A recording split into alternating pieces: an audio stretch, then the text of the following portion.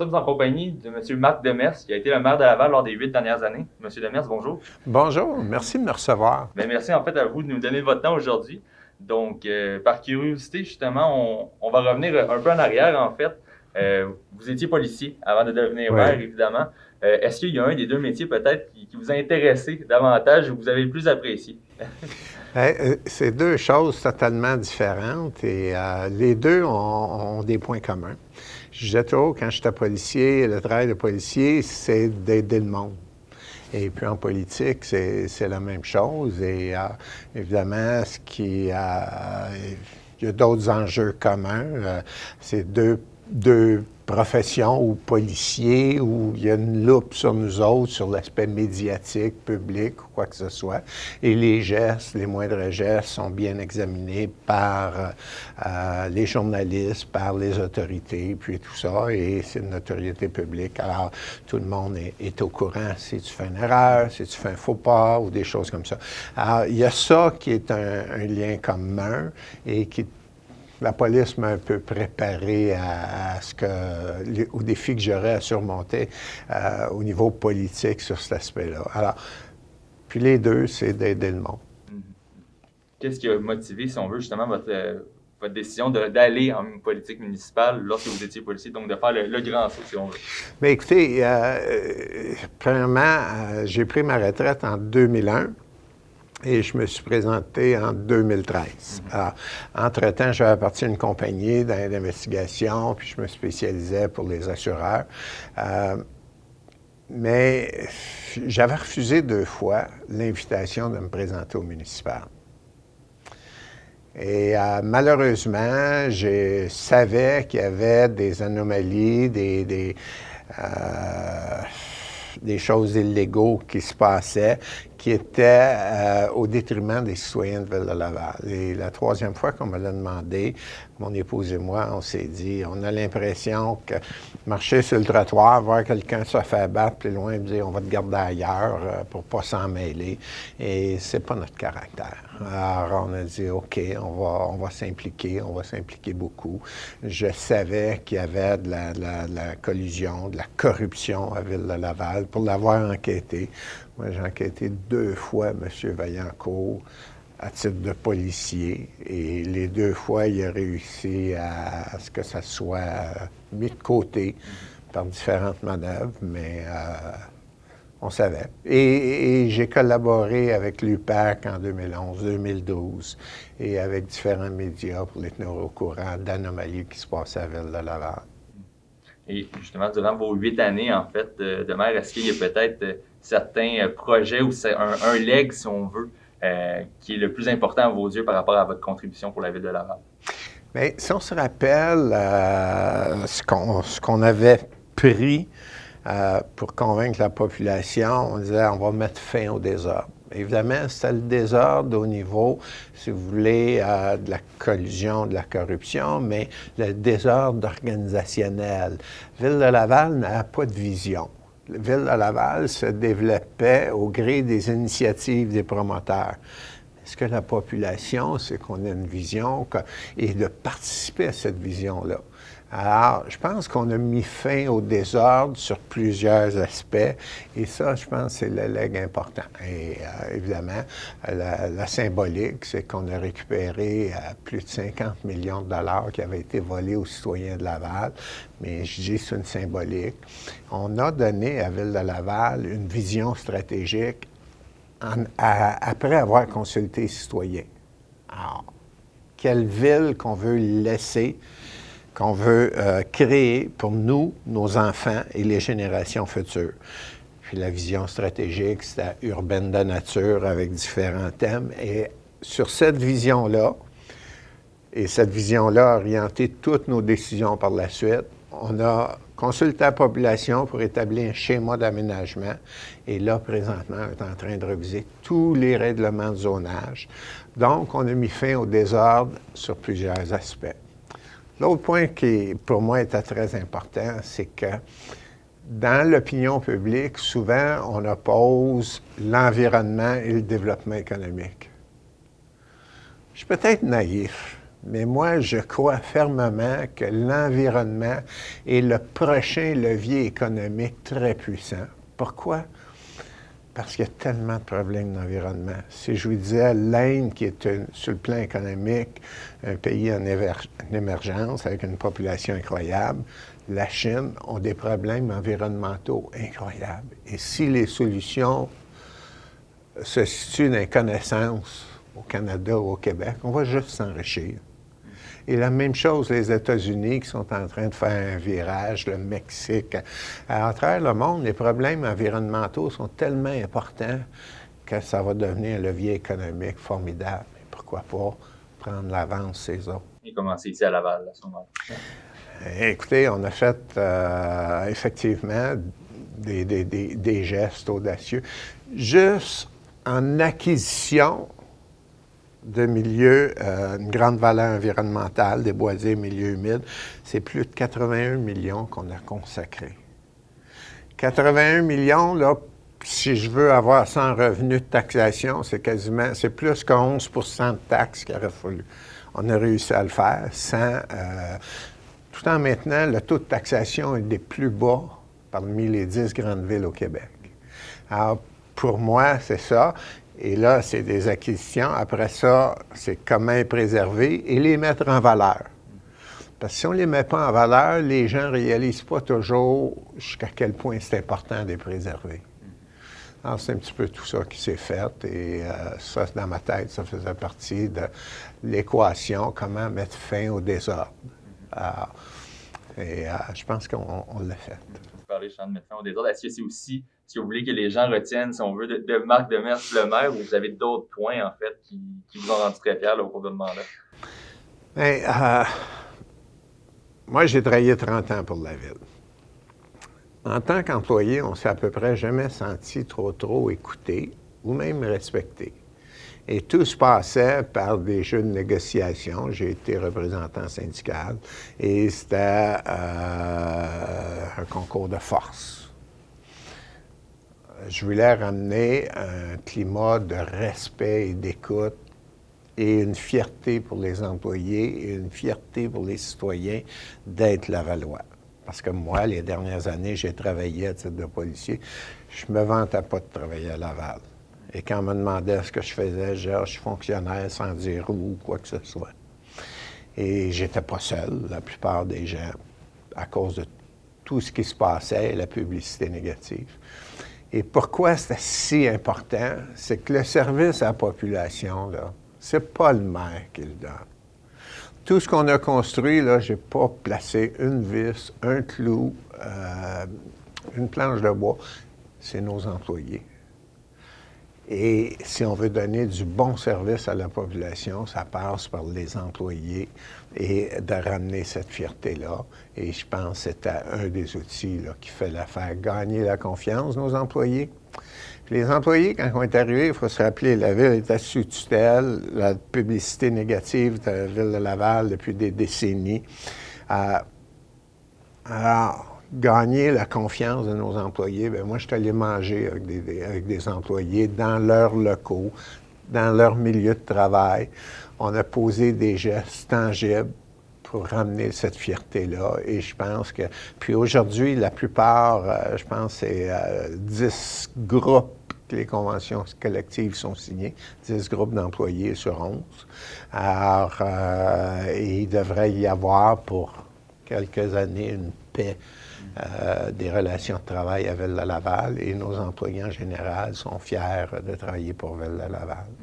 À l'inverse, est-ce qu'il y a peut-être un grand projet ou quelque chose en particulier que vous auriez aimé compléter à titre de maire et que malheureusement ça n'a pas été le cas? Bien, écoutez, il y en a des enjeux qui sont arrivés, des défis, il y a des projets. L'usine de biométhanisation, c'est important, c'est à long terme. Ça n'a pas avancé aussi vite que j'aurais aimé. Le centre aquatique, j'aurais aimé ça plus vite, mais c'est une question de bonne gestion. Quand on a vu les prix augmenter tels qu'ils ont augmenté, on se devait de prendre un pas de recul, puis dire, bon, bien écoutez, comment on fait pour réduire le coût, tout en livrant la marchandise et on l'a fait. Ça, c'est les deux dossiers plus concrets là, qui ont traîné. Mais dans l'ensemble, je suis fier de ce qu'il y a eu de réalisé par l'équipe. Quand je dis l'équipe, c'est l'ensemble des élus, mais c'est aussi les 4500 employés de Ville de Laval qui, eux autres, donnent le service à la population. Votre deuxième mandat que vous avez eu a été marqué au début, en juin 2018, par une tentative de push. Comment vous avez vécu cet événement-là? Est-ce que, par la suite, il y a eu des retombées suite à ça? C'est sûr que ça l'a coûté extrêmement cher aux citoyens de Laval. C'est sûr qu'il y a une grande coïncidence ou peut-être un lien. En 2018, j'ai été diagnostiqué avec un cancer de la prostate. Et ça a pris plusieurs examens et ça a été long avant que le diagnostic tombe. Mais mes visites avec mon médecin, ça, bien évidemment, il y a des gens qui le savaient. Et c'est à ce moment-là qu'il y a eu une tentative de push. Ça a été très néfaste pour l'ensemble de la population. Pourquoi? Ça a retardé beaucoup de projets. La direction générale ne savait plus quelles seraient les priorités et où aller. Donc, les projets ont été mis en suspens. Et c'est sûr que ça a nécessité beaucoup d'énergie. J'étais souhaité de prendre 4 semaines de congé. J'ai pris 2 jours. La journée de l'opération, puis le lendemain. Et le focus était de livrer ce qu'on avait promis aux citoyens et non pas d'embarquer dans un jeu de pouvoir. Alors, j'ai pilé sur mon caractère. Il y a bien des gens que je trouvais qui avaient pris la mauvaise décision et que j'aurais pu être très de mauvaise humeur, mais je me suis dit, c'est quoi le focus? Il faut ramener une partie de l'équipe ensemble et livrer ce à quoi. Alors, j'ai dit, si j'ai de l'air d'un pitbull enragé, là, puis je dénigre tout le monde, il n'y a personne qui va vouloir s'approcher au risque de se faire mordre. Et s'il y en a qui réalisent qu'ils n'ont pas fait la bonne chose ou qui ont pris la mauvaise décision, mais ils ne reviendront pas, ils vont avoir peur. Alors, j'ai pris mon calme en patience, j'ai gardé le focus, dire c'est l'intérêt des citoyens qui prime et c'est ce qui doit guider toutes nos décisions. Et les choses se sont rétablies tranquillement, pas vite. Et on a pu reprendre la livraison de nos engagements. Il y a évidemment eu deux inondations qui étaient records. Et il faut se rappeler que lors des inondations, auparavant, on demandait aux citoyens de venir remplir le sac de sable et de se débrouiller. Nous, on a dit non. Ça va être beaucoup plus facile si nous, on les remplit, si on les livre à des endroits stratégiques et même si on aide nos citoyens. Et en 2017, nos employés ont fait tellement un bon travail, puis se sont réellement dépensés. Ceci étant dit, tout n'était pas parfait, là, qu'à un moment donné, on dit merci aux employés, chose qui s'était jamais faite, et on a fait des michouis pour l'ensemble des employés qui étaient intervenus au Centre de la nature sur 2 journées différentes, en disant aux employés, aujourd'hui, vous avez 2 heures pour votre repas, venez-vous-en manger. Puis c'est un signe de gratitude. Et en 2019, bien évidemment, on s'est amélioré. Puis là, on négocie avec les gouvernements pour avoir la permission de faire des digues permanentes qui vont préserver une partie et on travaille. Puis il y a une bonne communication avec le gouvernement. Non seulement on a gagné le respect de nos employés, puis je pense la population lavalloise, à l'heure actuelle, Ville de Laval n'a jamais eu une crédibilité auprès du gouvernement du Québec aussi grande que présentement. Ce qui fait qu'on a une oreille attentive et jamais la Ville n'a bénéficié d'autant de subventions que présentement. Et ces subventions-là, ça va pour les citoyens. Vous parlez en fait du cancer que vous a affecté en 2018. J'étais curieux, je vais embarquer sur le point le plus important, la santé. Comment va votre santé? Comment va celle de vos proches également en ce moment? Moi, ça va bien. Mon épouse, je vous dirais, ça va bien, mais nous serons sécurisés dans à peu près 2 mois lors de la prochaine rencontre avec son médecin spécialiste. Mais ça va bien. Il faut qu'elle reconstruise son système immunitaire et reconstruire son énergie parce que 18 semaines de chimio, c'est pas facile. Mais on est optimiste. Évidemment, vous êtes nouvellement, si on veut, retraité, une deuxième retraite, mais que prévoyez-vous faire justement au cours des prochaines semaines? Avez-vous déjà des projets qui vous attendent par la suite? La seule chose pour l'instant, c'est mon épouse. Et de faire des choses que j'ai négligées depuis 8 ans, c'est de prendre soin de mes amis, de ma famille et de prendre du temps pour eux. Et il y a aussi tout ce qu'on appelle les faucons. Les faucons face à l'automne, au printemps, puis tout ça, que j'ai négligé dans mes 2 propriétés. Alors, j'ai du bricolage, là. J'ai reçu des offres intéressantes, 2, et ça a pris à peu près 10 secondes, puis j'ai dit non. Parce que je veux qu'on s'accorde au moins 3-4 mois, mon épouse et moi et ma famille, pour voir clair. Et après ça, je verrai. Peut-être que je m'impliquerai dans des organismes communautaires ou des choses comme ça. Une bonne œuvre, tout simplement. Puis, mais j'ai pas de plan comme tel. Sinon, du côté du temps des fêtes, est-ce qu'on a déjà des plans chez les Demers? Il y a une tradition qui s'établit à notre maison de campagne, c'est qu'habituellement, nos enfants, nos petits-enfants viennent, on célèbre Noël ensemble, puis tout le monde couche là. Et on a des matelas un peu partout dans la maison, alors, on est environ une vingtaine. Alors, cette année, tout va dépendre des directives. C'est une grande maison qu'on a construite nous-mêmes. Alors, ça, on va le faire. Puis, on fête toujours Noël une date autre que le 25 parce que concilier toutes les familles, j'ai 3 enfants qui ont des conjoints, alors concilier tout ça. Ça fait cette année, on va célébrer le 18 décembre. Okay. Donc, ça approche quand même rapidement en famille. Effectivement. Avez-vous justement peut-être un message que vous aimeriez lancer au Lavallois en marge du temps des fêtes et peut-être vos vœux de l'année 2022? Écoutez, le message le plus important, c'est, je pense qu'on a livré une belle bataille au COVID-19, mais c'est pas fini. C'est pas fini. Je crois qu'on a réussi au Québec à préserver nos soins de santé, qui était l'inquiétude première. Est-ce que les hôpitaux vont suffire? Est-ce qu'effectivement, le personnel médical va tomber au combat? On a réussi à sécuriser ça, mais malheureusement, le COVID est encore présent, les mutations. Alors, il faut être prudent. Et c'est ce que je demande.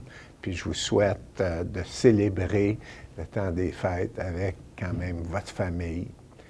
Ce qui est le plus précieux sur la terre, c'est pas l'argent, c'est pas le prestige, c'est la famille et l'amitié. Et c'est ce que je souhaite à l'ensemble des citoyens de Laval. Monsieur Demers, merci en fait pour le temps que vous nous avez accordé. On va vous souhaiter évidemment une belle année 2022 et évidemment sous le signe de la santé pour le reste de l'année. Merci à vous, merci à toute l'équipe.